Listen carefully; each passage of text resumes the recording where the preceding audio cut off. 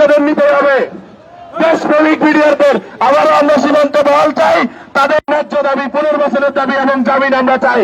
যদি আমাদের শহীদ মিনারের শান্তিপূর্ণ অবস্থান কর্মসূচি থেকে আমাদের জনদুর্ভোগ বয়ে একটা কর্মসূচি শাহবাগে আসতে হলো, কিন্তু জনসাধারণের কথা বিবেচনা করে আমরা সময় কমিয়ে আনলাম। কিন্তু এখন পর্যন্ত বাংলাদেশ সরকারের, অন্তর্বর্তীকালীন সরকারের কেউ আমাদের সাথে যোগাযোগ করার চেষ্টা করেনি। তারা কি বিডিআরদের সাথে নেই? তারা কি দেশের সাধারণ মানুষের সাথে নেই? আমি এই প্রশ্ন রেখে আমার বক্তব্য এখানে শেষ করছি। ইনকিলাব জিন্দাবাদ।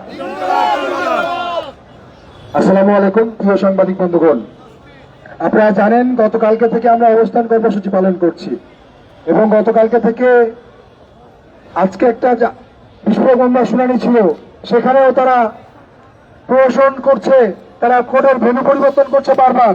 আমি বলতে চাই, আপনারা জানেন ইতিমধ্যে একটি স্বাধীন তদন্ত কমিশন গঠন হয়েছে। এই স্বাধীন তদন্ত কমিশন যেহেতু গঠন হয়েছে, কেন গঠন হয়েছে? তারা সত্য করে উদ্ঘাটনের জন্য, প্রকৃত অপরাধী চিহ্নিতকরণের জন্য এই স্বাধীন তদন্ত কমিশন গঠন হয়েছে।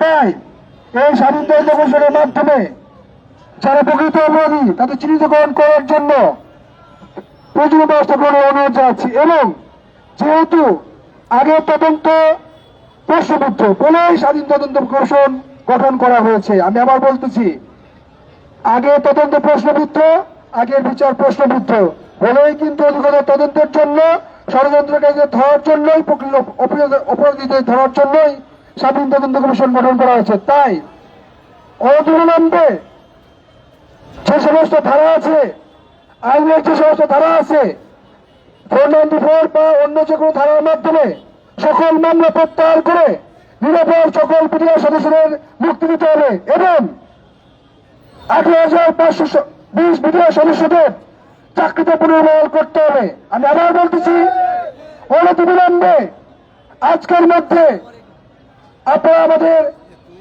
স্টেটমেন্ট দিবেন, একটা আশ্বাস দিবেন যে আমরা সুবিচারের দিকে যাচ্ছি এবং ভালো কিছু পেতে যাচ্ছি। ধন্যবাদ।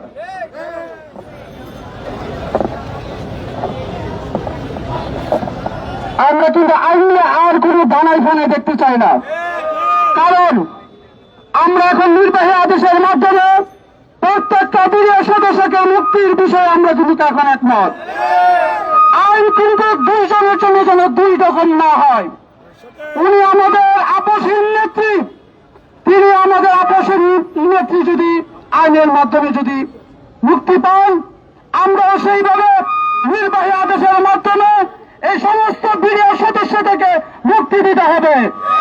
নির্বাহী আদেশের মাধ্যমে চাকরিচ্যুত প্রত্যেকটা বিডিআর সদস্যকে তাদের হারানোর সম্মান এবং চাকরিতে ক্ষতিপূরণ সহ পুনর্বহাল করতে হবে।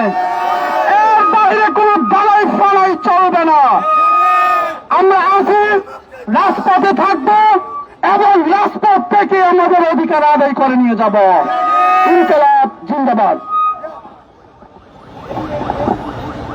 সংগ্রামী সহযোদ্ধাগণ, আমরা কিন্তু অত্যাচার, নির্যাতন এবং বৈষম্যের কারণে কিন্তু স্বৈরাচারী শেখ হাসিনাকে উৎখাত করেছিলাম। আমরা কিন্তু এখনো যে দাবি নিয়ে ঢাকা বিশ্ববিদ্যালয়ের শিক্ষার্থীরা বিডিআরদের বঞ্চিত যে বিডিআর, তাদেরকে নিয়ে আমরা রাজপথে কিন্তু তাদের অধিকারের জন্যই আমরা দাঁড়িয়েছি। যদি তাদের অধিকারকে নিশ্চিত করা না হয়, আমরা কিন্তু এই সরকারের বিরুদ্ধে দাঁড়াইতে 2 মিনিট আমরা ভাববো না। আমরা কিন্তু এই স্বৈরাচারী সরকার, যে বিগত স্বৈরাচারী সরকার, তার প্রশাসন, শিক্ষা প্রতিষ্ঠান, পুরো দেশটাকে যখন সে জালের মতো তার এই স্বৈরাচারদের দিয়ে বিছিয়ে রেখেছিল, তখন কিন্তু আমরা তাদের বিরুদ্ধে দাঁড়াইতে 1 সেকেন্ড আমরা ভাবি নাই। এই স্বৈরাচারকে আমরা কিন্তু উৎখাত করেছি। আপনারা জানেন, এইটা যে স্বৈরাচারী শেখ হাসিনা পাতানো একটা জাল ছিল, এই যে বিডিআর বিদ্রোহ, এটা কিন্তু এখন জালের মতো স্পষ্ট। এটা কখন স্পষ্ট হয়? যখন আমরা দেখি তার এই এক মন্ত্রী সুহেল তাজ এটা স্বীকৃতি দেয়। সুহেল তাজ যখন আমেরিকা বসে, সে শেখ হাসিনাকে ফোন দিয়ে বলেছিল যে আপা এই হত্যাকাণ্ডটা থামান। শেখ হাসিনা বলেছিল এত বেশি বুঝো না। এই শেখ হাসিনা কিন্তু সুহেল তাজকে কিন্তু হুঁশিয়ারি করে বলেছিল, গান গেয়ে তাকে এত বড় সাইকোপ্যাথ আমার জীবনে আমি দেখি নাই, বাংলাদেশের মানুষ দেখে নাই।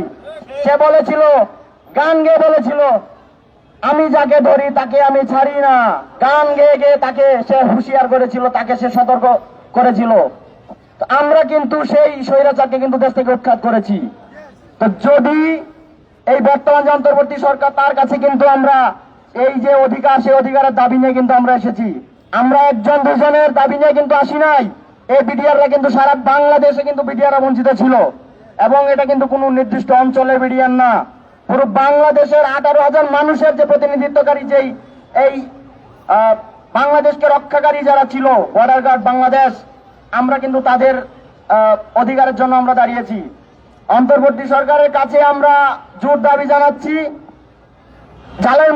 দিনের মতো স্পষ্ট, দিনের আলোর মতো স্পষ্ট যেই বিডিআর বিদ্রোহ চক্রান্ত করে, যে বিডিআর বিদ্রোহ করেছিল, সেই স্বৈরাচারী সরকার যে হত্যাকাণ্ড করেছিল, সেই হত্যাকাণ্ডের সুষ্ঠু তদন্ত করে স্বৈরাচারী শেখ হাসিনা সহ যারা এই হত্যাকাণ্ডের সাথে জড়িত ছিল তাদের বিচার নিশ্চিত করতে হবে।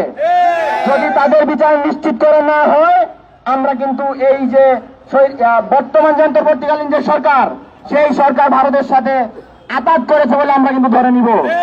আমরা এই অন্তর্বর্তীকালীন সরকারের কাছে জোর দাবি জানাচ্ছি, এবং সেটা আমি একা না, ঢাকা বিশ্ববিদ্যালয় সহ বাংলাদেশের প্রত্যেকটা বিশ্ববিদ্যালয় এবং এই যে 18 কোটি 20 কোটি মানুষ, সেই মানুষের কিন্তু এটা দাবি।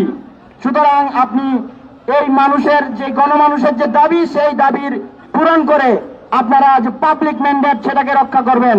পাবলিক ম্যান্ডেট যদি হারিয়ে ফেলেন, আপনাদের কিন্তু ক্ষমতায় যে 5 মিনিটে কিন্তু আপনারা টিকতে পারবেন না। যেই স্বৈরাচারী সরকার এত বড় যেই আধিপত্য থাকার পরেও যে টিকতে পারে নাই, সুতরাং আপনারা গণমানুষের অধিকার, গণমানুষের যে ম্যান্ডেট, সেটা হারাবেন না। ধন্যবাদ সবাইকে। এই দিল্লি না ঢাকা, দিল্লি না ঢাকা, বিডিআর না বিজেপি, মুক্তি মুক্তি মুক্তি চাই, মুক্তি মুক্তি মুক্তি চাই। ভারত না বাংলাদেশ, ভারত না বাংলাদেশ, মুক্তি মুক্তি মুক্তি চাই।